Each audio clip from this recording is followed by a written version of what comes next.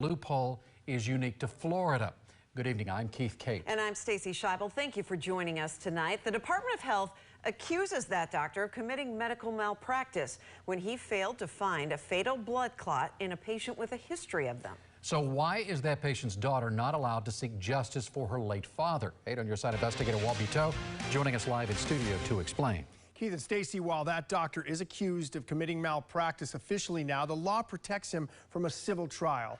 It's a loophole the daughter of a Navy veteran is fighting to close. Like I said, it won't point straight up. His complaints did not matter. I can move it, but I got to help it with my arm.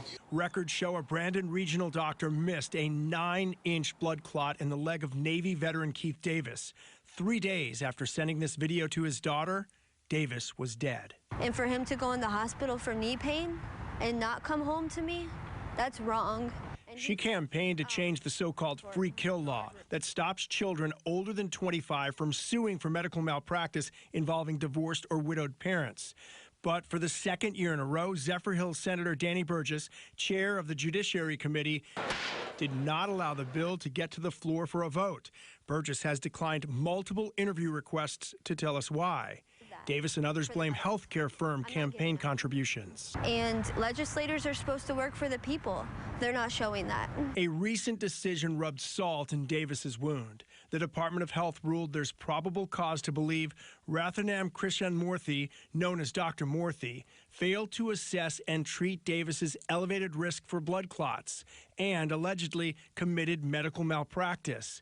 Making it more painful, this text from Davis on his deathbed, claiming Murthy was washing his hands of the whole thing. I could be sitting here with a blood clot and Murthy doesn't even care. 3 days later, my dad was dead.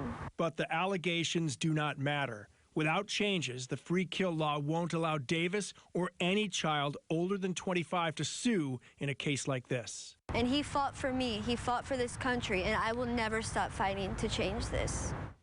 Dr. Murthy talked to me briefly on the phone and said he cannot comment on this case at this time. He does have the right to request a hearing to fight the malpractice allegations, Keith. So what kind of a punishment can a doctor get if the Department of Health alleges and can prove malpractice? So there's a range. The range of administrative punishment is what it's called, is from a warning to losing the license to practice medicine. But a civil lawsuit could have brought both compensatory and punitive damages, and some say that threat would provoke better care. The other side, of course, we've heard that it would raise insurance rates and make doctors leery about practicing in Florida. And that's sort of the crux, I think, of the debate in Tallahassee. All right. Thank you, Walt. Okay. Of course, our condolences to the family. And if you have something you would like Walt to investigate, you can call the 8 on your side helpline number. It's 1-800-338-0808.